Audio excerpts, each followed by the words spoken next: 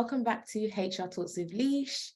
Today we have a special guest, Henry Du, who I went to university with at Aston University, and we are going to talk about Henry's journey as a HR student in the UK and how he's progressed as an international student and where he is today. So Henry, do you want to introduce yourself? Yeah, of course. Hi guys, I'm so glad to be here today, and it's such a long time that I haven't caught up with Alicia, but this opportunity is so just interesting and special to me. My full name in Vietnamese is Do Xuân Hưng, and when I studied in the UK, I just everyone just called me Henry Do, and I think it was a lovely name, and since that. I have this name in my current job now. And currently I'm a self-employed IELTS trainer in my hometown in Thanh Hóa province in Vietnam. Yeah, of course.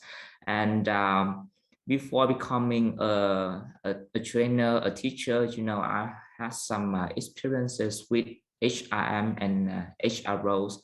But actually, I just turned to a very different occupation. And I think my story, my journey has some kinds of insights for, international students to follow, and maybe they could have more lessons as well. So, yeah. No, that's great. That is great, Henry. And also, I know that you are a Aston Alumni Ambassador for 2021, 2022 as well. So yeah. I applied for this position like last year when because I did some postgraduate training mentoring scheme when I was at Aston, and then they just sent me a link to apply for Global Alumni Ambassador, and I was like a regional ambassador in Vietnam, so I could share the information for Vietnamese students who just want to know more about how university study is really like in Aston. And that's why I become the alumni ambassador. Currently I had some very interesting conversation with some of the alumni team at Aston now, and also just share my thoughts on studies of and how to become an ambassador, and just talk everything about this team, so that maybe other international students could understand more about how this scheme is like, and they would apply for that scheme to help many other international students. Yeah, that's great. No, that's great, Henry. And I'm gonna make sure that your socials are down below in the description. So guys, do get at Henry, and I'm sure he'll be happy to answer any questions you have about that. But let's get into today's conversation today. So the first question I kind of want to ask you, just to get the conversation started, is why did you decide that you wanted to study HR? As I could remember, when I was a senior student at Foreign Trade University in Vietnam, I had an HR internship program. At that time I could carry out a lot of HR tasks at workplace. And that's why, those performances and those touches arouse my passion for this field. And I really want to understand more about human resource management. And, I want to be committed to this occupation in the long term. Yeah, something like that. So I applied for my master's degree in human resource management. And I also, asked some of the alumni and other fellows of, who did some master degree in that field, so that I could thoroughly understand my studies. And actually, the subfield of human resource management that I want to work for is training and development. Right. So so that's why my current job is kind of related to that field. It's not really human resource management, but it's still about training and development. And then I applied for study, and it was the one of the most difficult decision for me at that time, because I have to complete my IELTS certificate to prove my language proficiency, and then I want to like had a calm environment for myself to be just how to say, improve myself with English skills. Because when I was at my university in Vietnam, my English skill was not really good, and I just could have some really basic conversation. That's why I choose to study in the UK, just to have more personal development overall. Yeah. Okay, so before you did your master's degree, actually, what did you study before? Did you do like an undergraduate? Yeah, I study international business administration. But everything I study at university was really general. Right. That's why most of the most of the fresh graduates would choose a subfield that they can work for in the future, maybe marketing, strategies, business, administration, because administration is just to, as I just said, general. It's just about everything about business. That's why if you don't further your study in any of the specific field, you just can't apply for a job. Yeah. That's why from when I was an undergraduate, I had to apply for some internship, because the practical experience could upgrade my CV profiles, and then in the future I could have successfully apply for a job as a full-time worker. That's why I decided to further my formal education to be more specialized in a specific field. Yeah. All right. And also in terms of the process of applying for a master's degree in the UK, what was that like? Like, what did you need to do in order to apply to come and study here in the UK? Yeah. First of all, I had to apply for a visa sponsorship, and it was kind of struggle at that time because I had to prove my financial capability, and it's just based on my the grant from my parents, because at that time I didn't have I didn't make much money though. So yeah, and actually my parents helped me a lot.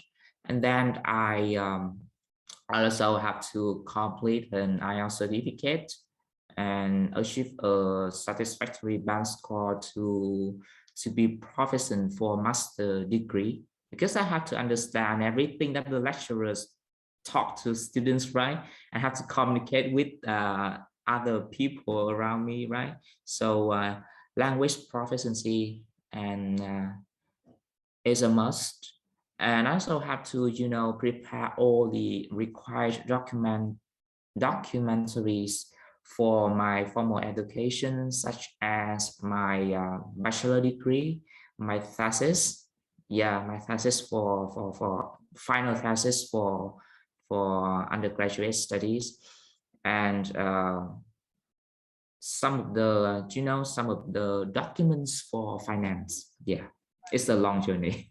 Yeah, no, it seems like there's a lot that you have to kind of prepare for. But in terms of like the tests and things that you needed to take, like what was the preparation process like for you? Like, did you have to did you have to study certain things in order to pass specific tests to come to the UK, or was it just you took the tests? And Actually, the most difficult test was IELTS. And actually, I just self-study for accomplish that certificate. I didn't attend any extra courses, or I also received some help from some of my friends who are better at languages, and I also asked for some help from my father as well. But most of my time was just like I self-studied and do the test. I also, receive assistance from my my supervisors at university, because he had me to just, like pass the dissertation, the final dissertation with flying colors. And yeah, I was just so grateful for that, and grateful for everything that people around me helped me at that time. It's like a combination, it's like a packaged a pack. I just said so because everyone just had me at that time. So yeah, feel a sense of gratitude. So when you moved to the UK then, like what was that experience like? Because had you ever been to the UK before? Or Yeah, no. it was the first When time? I decided to study, and when I had my very first flight to the UK, it was the first time that I traveled to the UK generally, specifically, and to Europe, to a different continent. So it was a very long flight, like 16 hours, because I had to transit in Dubai. And during the trip, I think I just self-managed everything. Just protect myself, protect my accessories, like belongings and money and technologies, everything, and just protect myself from any accidents or injuries, things like that. But actually nothing happened at that time, because when I just moved to the UK, I also met some of my parents' friends in the UK. So actually they took me from the airport, the Birmingham airport, to my accommodation, and they also just bought me some of the commodities for my daily lives, for some of the very first day in Birmingham. And yeah, I was so lucky that I received help all the time from people around me, both in private life, in professional life, and in um, I mean academically. Yeah, it's just a story. Then I will tell about that. Oh, that's good. So, you had the support when you got to Birmingham. And was your parents, like their friends that you knew in the UK, were they able to kind of show you around like Birmingham and get you kind of used to life in Birmingham? Yeah, of course. They just show me some of the famous places in Birmingham, so that I could, like buy whatever I want for my life, like the Bullring. And they showed me some of supermarkets, like famous brands, so that I could buy, reliable products, things like that.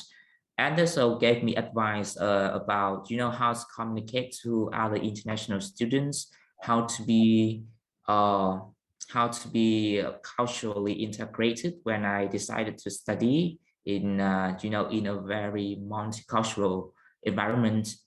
And just like they didn't give me much advice about studies, because as they said to me, they believe that I could do well. Yeah. But they just assisted me for daily life, because they have soft skills than me, and they're more experienced actually, because they are adults. And they also show me around in the UK to some of the big and famous cities. And yeah, it was interesting trips that I could you know uh, have some trips to Manchester, let me see, Lincoln. Oh, that's good. So uh, traveling yeah, around. yeah, Yeah. Yeah, in the yes. time that you could, because I know like COVID kind of decided to spring up on us in Yeah. 2020. So yeah, no, that's good though. That's good that you're able to kind of Mhm. integrate yourself and be able to like connect with different people. In terms of connecting actually, so I've got another question about like connecting with other international students and stuff. Did you join any like societies or anything, or have any networks that you joined whilst you was studying with Uh, the international students? Actually, I just joined a group of Vietnamese students in the UK and in Birmingham as well. And also I hang out sometimes with them. But actually, I wasn't really involved in every single, uh, how to say, every single event Yeah. from, yeah, that were organized by that team. But I think I have some kinds of memories with them. Yeah, it's good, it's good.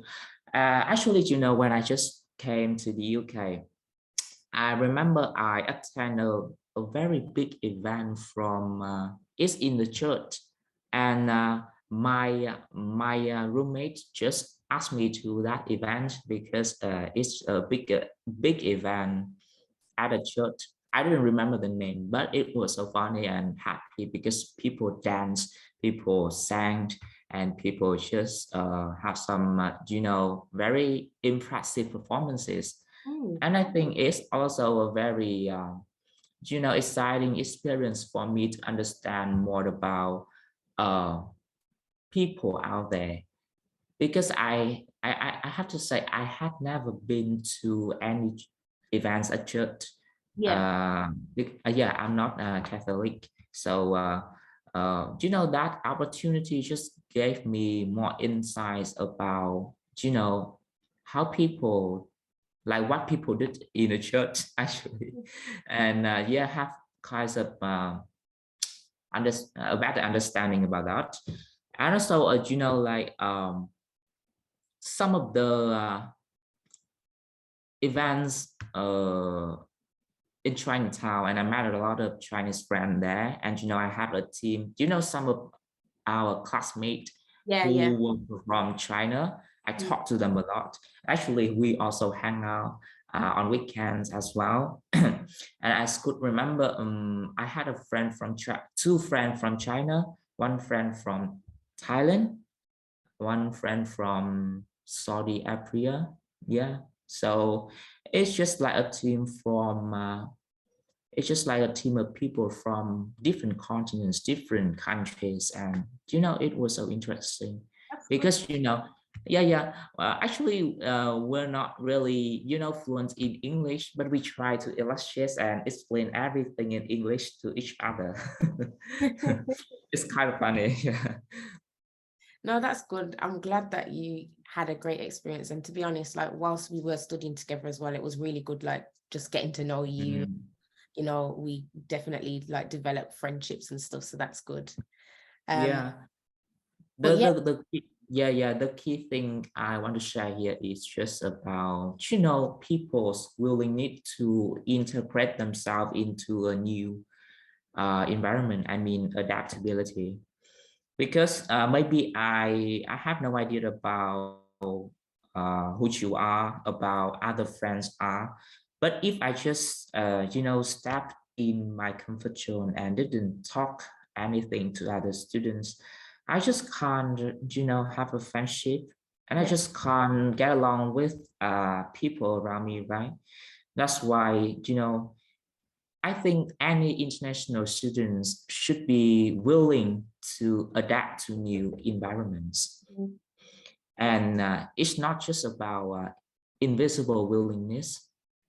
I mean, you have to strike up initial conversations with new people first, and then we could be normal friends, and then we could be, good friends.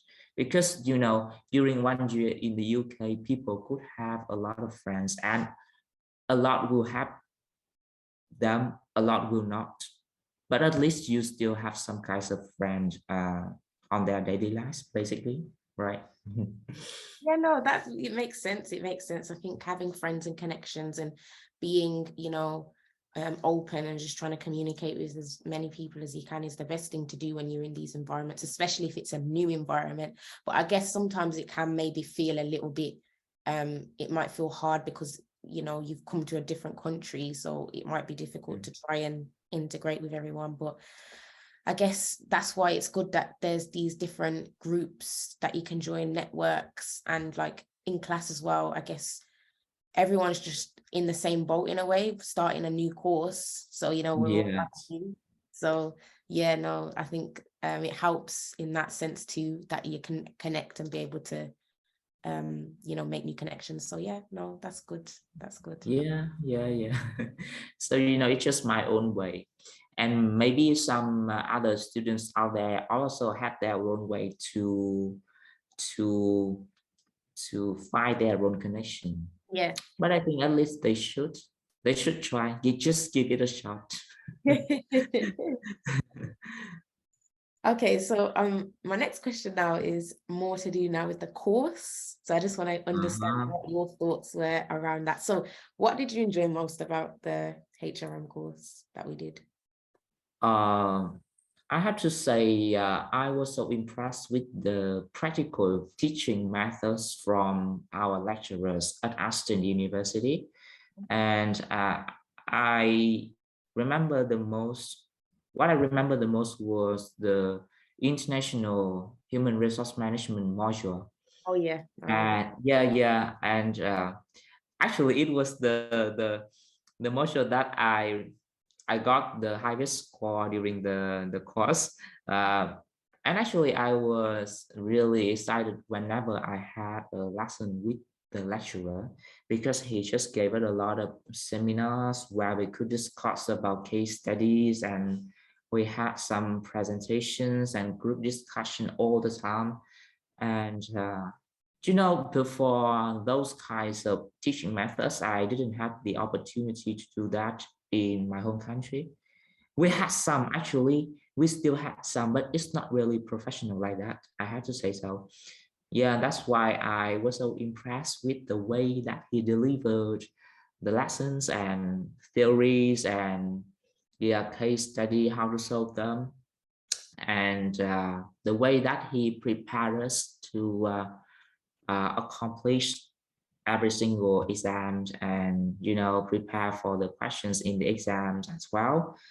And the second thing I remember about our course is the multicultural communication, because we were divided into multiple groups, and uh, deliberately or accidentally in a group, I had to say we have different friends from different countries. So we had the chance to talk to each other, discuss, and do everything together to gain the highest score for the presentation, for the group work. That's why, I think everyone must have gained cultural knowledge for during the course. Yeah, and they understand more about people from different backgrounds, basically. Yeah. Yeah, no, that's good. Like I'm glad as well that you said that you liked strategic international HRM, because I think that was one of my favorite modules as well. Based on that Yeah. module, one of the exam questions was based around corporate social responsibility, I think. And because of that, I decided to base my dissertation on that, because I was so interested in it, like reading up about it for that course. Yeah. I know that not only you but other students were also inspired to do the dissertation based on that module, Yeah, because I just said, like, the way the lecturer delivered the lesson was just so phenomenal. And actually we was inspired, motivated to do something with that module, right? Yeah, I definitely. think so.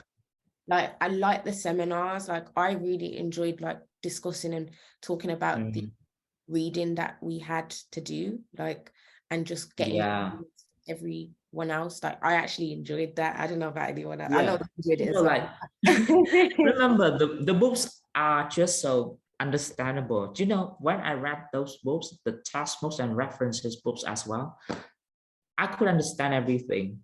Yeah. And I must say, yeah, it's perfectly understandable, and it's not really challenging for us to understand. But if we have some higher levels of doing research in those topics about strategic international human resource management, uh, it it would be much more difficult when we do the research. But for the basic theories, it's just so simple, and yeah, we could understand everything in that module. It's not really, yeah.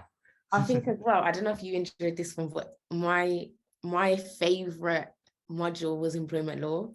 That was my favorite module, because I love the way that those lessons were delivered as well. Like, I like the lectures. I didn't actually like make any notes in those classes. I just listened in those classes because I felt like, You said about employment law. yeah, employment law. Yeah.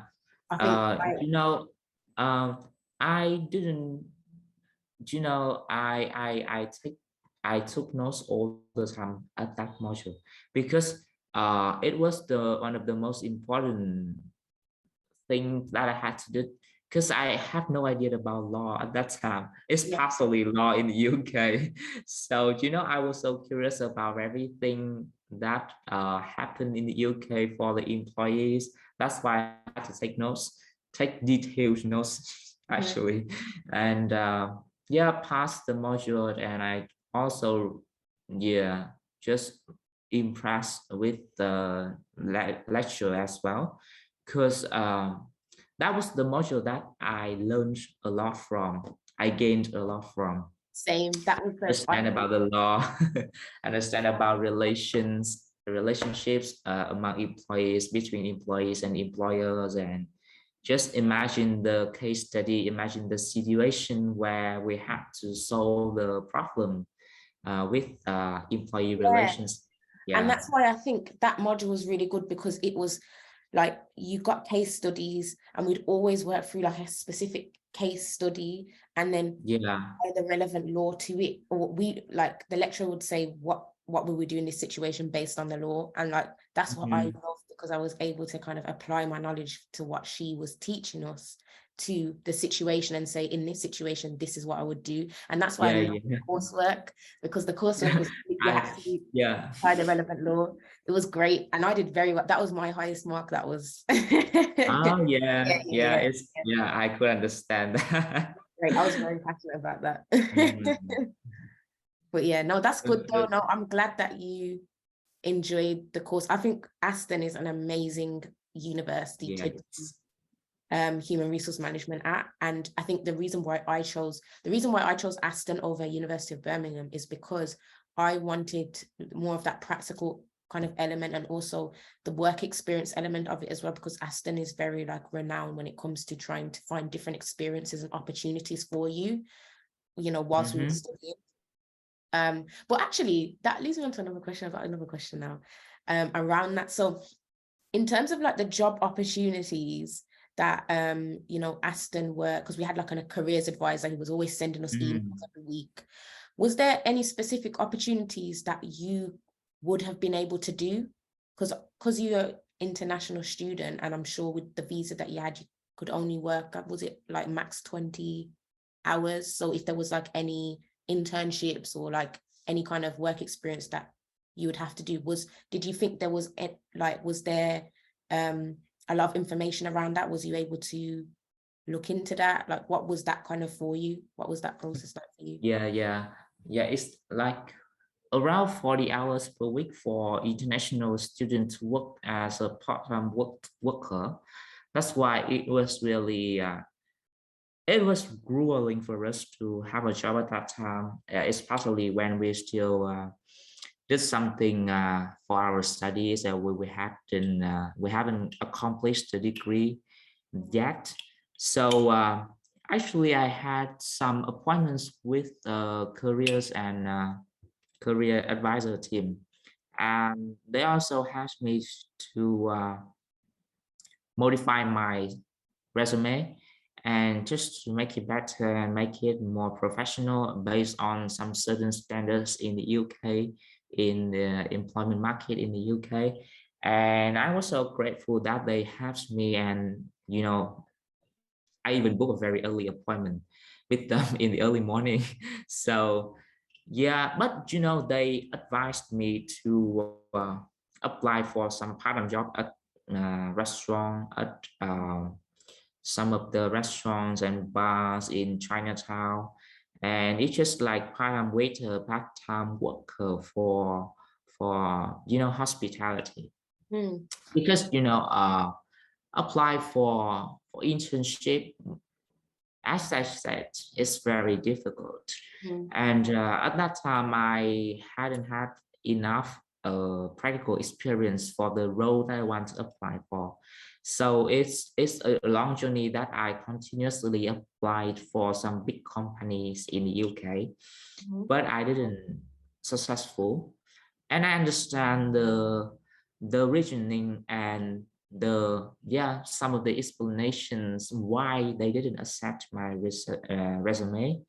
And that's why after I could understand that, I decided to be back to my home country, and be more successful with other companies in Vietnam at the moment. Because at that time I had to understand what the market needs from a candidate. If I want to work for a company, I had to be excellent. I had to acquire skill set, and some of the companies just don't have the policies of giving me visa sponsorship. That's why I couldn't be legally working for a company if I don't have a visa. And it's kind of struggling. It was so unfortunate that from 2020 international student, I don't know other countries, but Vietnamese student who come to the UK to study, they have at least 2 years of visa sponsorship to look for jobs. But when I applied for study in the UK, they didn't have that policy. Right. And it was unlucky for me, but it's my destiny that I had to come back to Vietnam. What would you say? Because at the time when we were studying, halfway through the study process, COVID-19 struck. So, things kind of shifted. So at that time, did you go back to Vietnam then? Because we already did all of our exams and stuff. So it was just, I'm sure at that point it was just coursework and stuff. So did you go back then, or did you how did that work out for you? Because I guess COVID just popped up and it wasn't really planned, and it kind of disrupted our plans, and we didn't even have a proper graduation. And do you know what I mean? So what did you do at that point?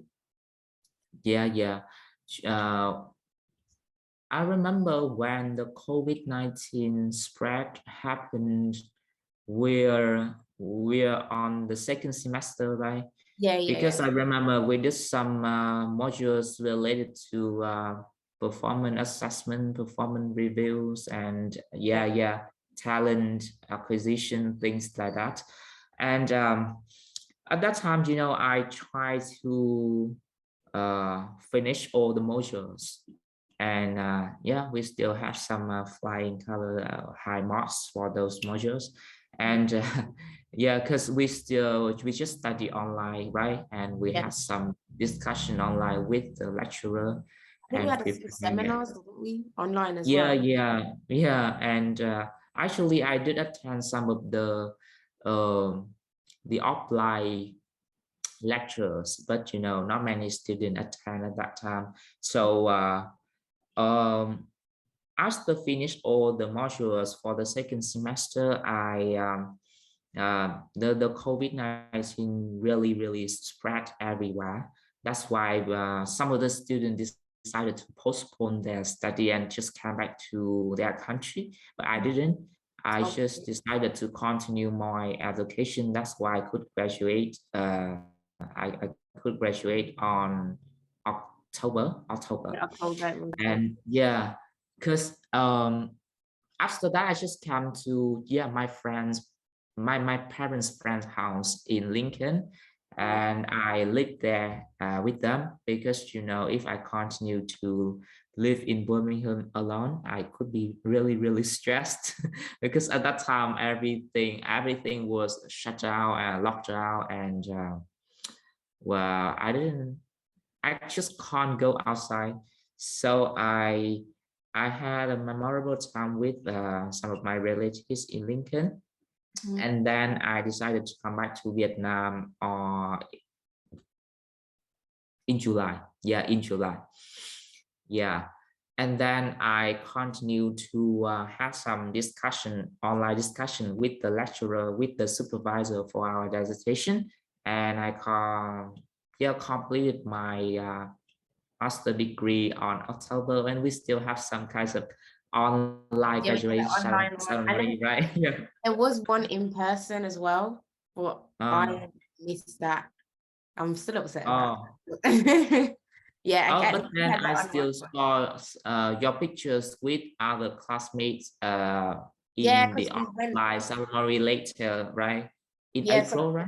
yeah, in April, I think it was, Yeah. what was that, 20, was it 2021? I think it was 2021. Yeah. So after And the yeah, online yeah. celebration, because we didn't know if we was going to have a proper graduation, so we just went to Aston. I had Mm, the gown and everything, and I just got my friend to take the pictures because yeah, yeah. I did You want to. know, I was invited to that ceremony because the university also sent me an invitation. But you know, apply for visa and you know, flight tickets and everything. They were just so expensive for me at Yeah, that time. I That's get why I that. decided not to come back to the UK to attend the Yeah. ceremony, which was a regret to me. But and it just the region is kind of related to the way that I chose to move to a new occupation. And at that time, I had to be really focused on my new occupation. I just can't skip and just can't come to the UK for the ceremony. And Yeah, yeah, I actually, I just sent some of the wishes for you guys and just send them online to some of the students who came to the ceremony at that time. Yeah. it's a shame that we didn't get to fully celebrate all together because I feel like it would have been amazing if it was all together. But Mm, I guess, it happened, the COVID happened and we just had to yeah. deal with it that way. But at least we got our good grades. We did well. Yeah. Good grades and you know a very beautiful degree. Yeah, and it was a great Mm, time. Like I'm so happy that COVID didn't happen any earlier because if it did, probably wouldn't have had the connections that we got to have towards the end of yes. 2019 up until what I think it was March Mm, 2020. We basically kind of agree. finished all of our the taught side of it because we was moving into term 3. I remember when COVID kind of struck, so it was only a few more lessons. So we kind of got to have Yeah. that experience. So I'm really happy that we did because I really enjoyed that degree. It was great. Yeah, at least we have two semesters to understand each other Yeah. and talk to each other and you know work a lot in groups with each other and expand our connection somehow. So yeah, besides those memory, I also have some other friends from different courses and I still have some connection with them, which was a luck. Yeah. Mhm. No, that's great. So moving on to working in Vietnam now, because I know that you Uh, are now in Vietnam and you're working as a teacher. yeah. But before that, I think you said that you was working in HR in Vietnam. Did you say? That position was not really HR related, Oh, but right. I did involve myself in some of the HR processes, procedures, and tasks at work. Mhm. Uh, it was you know, after I have completed the master degree. I completed the dissertation with human resource management. Then sorry, I decided to start my career in the capital of Vietnam and apply for a job. I was an administrator for a department for a corporation in Vietnam, but I was just in charge of many tasks on a daily basis, including HR tasks. That's why at that time I also have some insightful experience for human resource management, but not that much. And it was I'm still confident to say so. It was a wrong decision because I think I must have applied for an HR position, but at that time, that position was kind of temporary because I had some other plans. I had some plans to work in the HR field, but for the government. But one more time, yeah, I failed the test to be governmental staff. So yeah, it's still a motivational story for my student because yeah, I'm not perfect and I just couldn't pass everything all the time. Yeah. I did fail in that test, but it was a lesson for me. I still have some kinds of lessons from that test and became more mature after I failed. I faced a failure. And yeah, I had the opportunity to work for a corporation where I could understand about the working processes and employee relationships, and I also had some of the foreign employees to accomplish their, to have their work permit, have them connect with the HR department all the time because some of the employees in the HR department can't understand English. Yeah, I work well, I work as a translator sometimes, and yeah, but my main responsibility was related to I had to work with the operator, with the consultant and the contractor of the project rather than working as an HR employee. So the insights and the lessons were totally different from I had studied in the UK, which was a regret that I couldn't apply much to what I studied. But after that job, I figure out what I want, and I figure out what I want to do in the future, basically. So Yeah. did that kind of lead you into thinking about wanting to teach? Like, is that where that kind of came from? So when you decided you wanted to teach and be a trainer, like, Yeah. what was your thought process behind all of that? Yeah. Like after 3 months of working as an admin, I just found out it was my thing. It was not my thing. It was not my strong suit to do that, and I decided to come back to my hometown. And one more time, it was because of the COVID-19. It was a very serious spread of COVID-19 in Vietnam at that time, and I just couldn't stay in the capital anymore because I just lived there alone and it was not safe. That's why I decided to came back to my province and um, apply for a position. But at that time, I just can't know. I didn't know. Yeah, I didn't know what I have to do to have a job and what kinds of job that would be the most suitable for me, for my personality, for what I want to do. And then, I just had some connection when I worked as an HR intern years ago.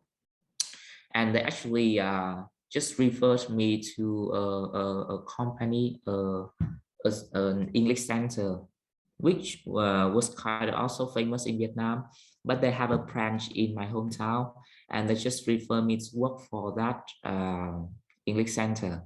And I decided to do that job. The very first driver at that time was money.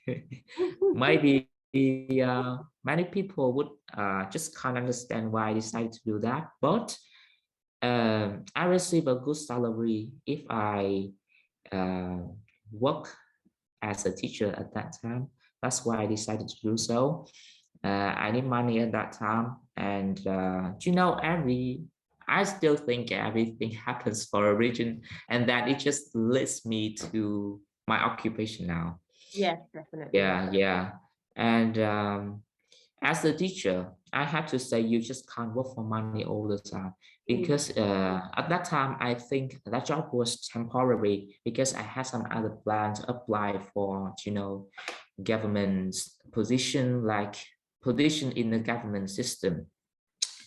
But I just think, yeah, working for the government was not my strong suit. Right. One more time. Yeah, one more time. Um, I just gave it a try and I did try, but I just don't know why I had to do that. And I think I would be a part-time teacher, part-time trainer, and self-employed trainer like now. It would be more free and, like I could do everything I want. That's why I decide I make up my mind to change the occupation 100% into a teacher now. I really liked how you said that, everything kind of happens for a reason, and it's got you to where you are today, and that you are happy in this, occupation. Yes. And I do believe that a lot of the skills that, you got from your master's degree is definitely helping you at this point as well. So, that's a good thing. But I think I've just got one more question for you. Like, what would your advice be to like international students who are potentially finding it difficult to, get a job in the UK? Like, what would you advise? Yeah, like I also observe some of my friends in the UK. I still follow them, and I figure out some of my friends are successful in applying for jobs in the UK, and actually I just said, acquired a package of skills, of competencies that you have to be, uh, you should be the best one with those skills. I just don't mean you have to be best all the time with everything, but you should be the best one with one single unique selling point. I mean, if you want to sell yourself in the market, I mean, if you want to be employed by an employer, you have to show to them that you have something to, for them to take advantage of you. That's why, hardworking is not the whole story. And understand yourself would be the best strategy that you could implement when you apply for a job. As I figure out from myself, from my personality, I want to express my points, my thoughts to other people. And when I stand up in the board, in, like I said, in my own stage, and I had my own performance when I teach my student, I had a feelings of fulfillment, and I figure out that job would just fit me. It just fit me, and I could express my personalities, my feelings, and my knowledge to other students. And that's the most important thing, that you could understand yourself and international could understand themselves. And as an international student, I think I need to be very open-minded all the time. If I just get on well with some of Vietnamese students in the UK, I think it's just meaningless, because I couldn't understand the outside world. I could understand you. I couldn't understand other students from China, from Thailand, from London, from Manchester, from different regions in the UK as well. And that's why I was trying to be as open-minded as I can, and just accept the differences from other people. When I could do that, I could accept every single difference, skin, races, and behaviors, and way of thinking, and gestures, eye contact, communication patterns, It was when, you know, I could understand people and I could be really, you know, interpreting myself in every single environment. And I think I was an adaptable person because whenever I came to a new environment, I could have a conversation, and at least I try to understand people. That's the main point, the key thing. Student, like international student, don't have to be, you know, academically successful all the time, and you just don't have to get high marks all the time. I think experience is more important, and experience is the way you try to expand your networks, connect other people, connect lecturers, careers advisors at university, and some of the helpful students, fellows in, you know, student unions as well, and just have a, you know, an ecosystem that you could express yourself to other people. Just let other people have the opportunity to understand you first, and then yeah, you could do everything you want. And you know, my own story is just personal. And if any international student could they want to have their own story to tell to other people, I think they have to experience themselves. And Thanks, Henry, for all of the advice. And thank you so yeah, much for this conversation today. It's been a very insightful conversation, understanding your journey as an international student. So how can people get in contact with you? yeah, I have an Instagram account. I have a LinkedIn account and Facebook as well. I think people, if they want to get some advice from me about international studies and how to apply, how to get high marks at university as well, how to pass kinds of, you know, exams in different forms, they could just contact and give me questions. I would answer anyway. And maybe they could follow my Instagram, because in the future I will have some unique and kinds of interesting content for students to um, get their IELTS certificate in the easiest way. That's Hopefully. Yeah, I'm planning to do that. Yeah, yes. Well, I'm gonna make sure that everything is linked down below. So make sure, guys, if you want to contact and connect with Henry, please do follow the links down below. And yeah, I'm just gonna say this has been a great conversation. Thank you so much. Yeah, thank you so much, Alyssa. I'm so happy to talk with you today and let people understand more about me, about you, and about our studies at Aston University, which was one of the, you know, the most memorable milestones throughout my life. Yeah, definitely. Great. Thank you. Thank you. Thank you. And thank you everyone for watching, and I'll see you in my next video.